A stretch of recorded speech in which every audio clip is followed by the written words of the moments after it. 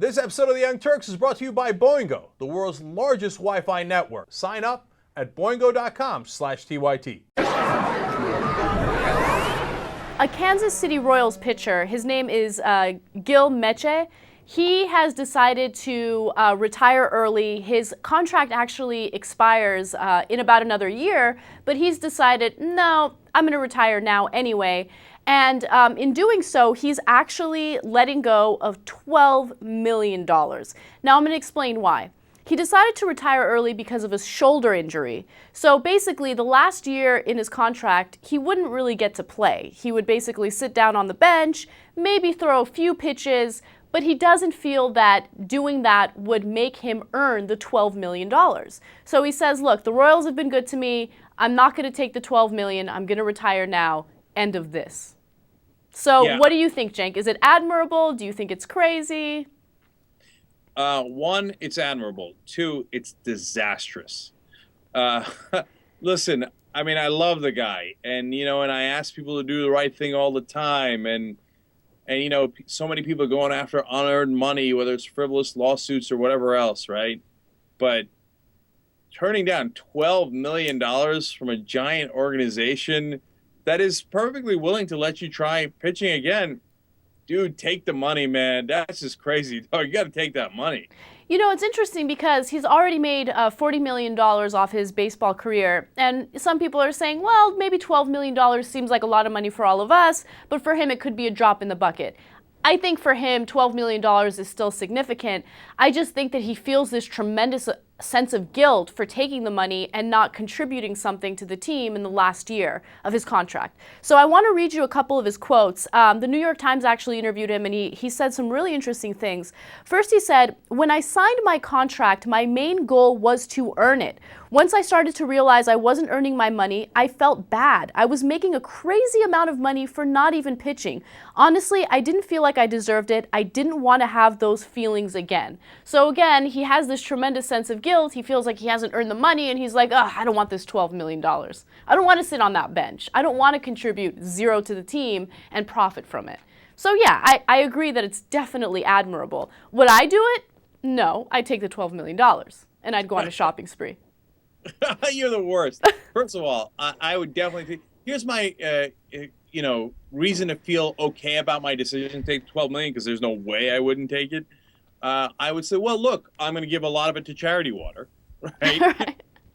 And I'd give a lot to charity, right? And so then that makes my sense of guilt not so bad. Mm-hmm. And then I'd go on a shopping spree. Yeah. I hear you. When people asked him whether or not he's trying to be a hero by turning down this money, he says, "It isn't about being a hero. That's not even close to what it's about. It's about me getting back to a point in my life where I'm comfortable making that amount of money from a team that's already given me over $40 million for my life and for my kids. It just wasn't the right thing to do." So he has this tremendous sense of respect for the team. So sweet. So nice. Yeah, baseball is a little different, right? Because they guarantee the contracts. In football, for example, the team wouldn't care about him for one split second. They'd cut his ass and they'd be like, son, you're not getting paid anymore. Sad day for you, right? Mm-hmm. Now, but baseball, it's not that the owners are doing it out of the goodness of their own heart. They just labor was stronger, and the union was stronger in baseball, so they got this deal. And I don't think there's anything wrong with the deal, because sometimes people get hurt. And the management knew it. They knew the risk going in, and they were willing to pay him anyway. I don't think he has anything to feel bad about. I mean, again, God bless his heart. I love him for having that sense of obligation. But I think it's, especially in this case, it's a little misplaced. And I just want to get the opinion of a true baseball fan these days. Jesus Godoy, would you take the $12 million extra dollars? Of course I would, because you know how baseball is. They probably wore him out much faster than, he could have had a longer career, and some organizations overpitched their pitchers, so they shortened their careers. So I totally would take the $12 million, because I'd be like, you probably already wore me to the ground. I kind of deserve those $12 million anyways. Compelling argument made by Jesus Godoy. I would take the $12 million. I mean, I would have taken it before the argument, but now I'm definitely taking it. In summation, I think this is a great story that shows how full of shit people are. Okay, because we all came up with bullshit rationalizations for why to take the money, right?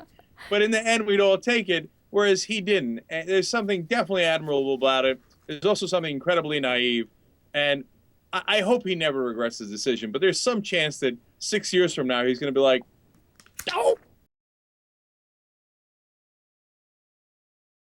Boingo is the leading Wi-Fi network in the world. Okay, they got 125,000 hotspots, and they're actually an aggregator. They put all that together, and so they're the largest network of Wi-Fi spots. It's convenient. You just pay $9.95 a month, and you get all of that. Right, and you get internet access wherever you are. It could be at the airport, or you could be at a coffee shop. All of a sudden, all you need is Boingo. And look, I stay at hotels and I go to airports all the time, and they charge $10, $12, $15 to sign up for one day. This is $9.95 for the whole month.